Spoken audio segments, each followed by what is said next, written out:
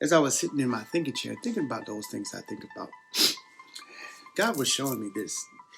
Uh, we need to take value in the process and the accomplishment. Us here in the West, we focus on, especially, all the books I read is focusing on, okay, great intention, make a difference, accomplish big things, especially, let's say, 10X. Grant Cardone even talked about, mighty people putting value on the process. And it's not whiny people doing that. But there is some great thing to that, especially when I got into Zaizen process. Zaizen is the Zaizen approach addresses continuous improvements, and me being thinking of Ichigo Ichie, where that focuses on the moment. So when you put them both together and they work hand in hand, these are Japanese philosophies or practices, especially towards business and towards life, ikigai. So when I put it into wabikigai, that I've created, the Zaizen approach and Ichigo Ichie, when you put them together, you have the here and the now, but you have continuous improvements on the here and the now. So you're in the moment, but you're still using the Zaizen approach. You're making small adjustments. You're eliminating waste to make a better life for yourself and your family and your company, which is your life. So what's also happening when you put those two together, I was reading yesterday how people focus on people focus on the accomplishments, okay? And they'll attach emotions to it. So let's say when you accomplish something, you feel victorious, strong, mighty, you can conquer anything. But the thing is, when you do that, usually you focus on the completion of the accomplishment. So you have a goal you set, and you're not happy until you accomplish the goal, which is, a good thing to drive you to accomplishing it. But remember Ichigo Ichie. In Ichigo Ichie, you have the past, present, and the future. Ichigo Ichie is about the present. When you focus on the past, you usually are sad, and it's pulling you there because you've lost something, or you're in a state of wishing you had something that you missed. So you're stuck in the past, but you have to be in the present. You are here now. Now, when you're stuck in the future, it's like you have a goal that you haven't accomplished yet, and you only put emphasis on the accomplishment of that goal, then you are stuck in the future because it hasn't happened yet, and it might not even happen. You might not even make it.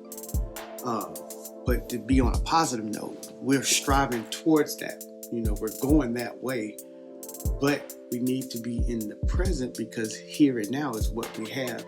And the decisions that we make here and now affect the future. Okay? The things that we did in the past affects now and the future. So every decision that we make, or every emotion that we feel influences our decisions on the things that will happen in the here, in the now, but in the future too. So instead of just waiting until later, attaching those feelings of, mighty and victorious. In the here and now, you can attach those now. You say, well, I haven't accomplished it yet, but you're working on it. Remember, Zaizen approaches, you're making continuous efforts and continuous improvements. And each continuous improvement is one step closer to you getting to where you want to be. So, as I was saying, most of us focus on the goal and something like, it'll be like this. My goal is to lose 20 pounds. Okay? And then when I lose 20 pounds, I'll feel great. I'll feel better about myself. I'll look good, like that's in the future. But if you were in the now, you say, man, today, once again, I lost a half a pound. Yesterday was a really good day. I did exercise. I ate right. So today, I have lost half a pound. Now, you might not feel that half a pound is much to say much of an accomplishment, but it is, because you're one step closer. Say you've lost, you've done that half a pound 6 times already. And this is your 6th time losing half a pound. That's 3 pounds already. Now, since you've lost 3 pounds and you're on the way to 20, you can be like, man, I lost half a pound. 17 more to go. So being in the now, you're celebrating the victory of now. And instead of waiting till, I've lost 20 pounds. And it might take you 2 years. It might take you 1. It might take you 6 months. It might take you 6 weeks. But that's then. Why not celebrate now? So, as you see, the mindset is different. The first mindset of waiting till the approach doesn't really think to enjoy life until the accomplishment has been accomplished. But the second one, the Ichigo Ichie, is celebrating life as a process. So many little victories or many celebrations, and once you get that big one, once you get there to accomplish your goal, then you celebrate big.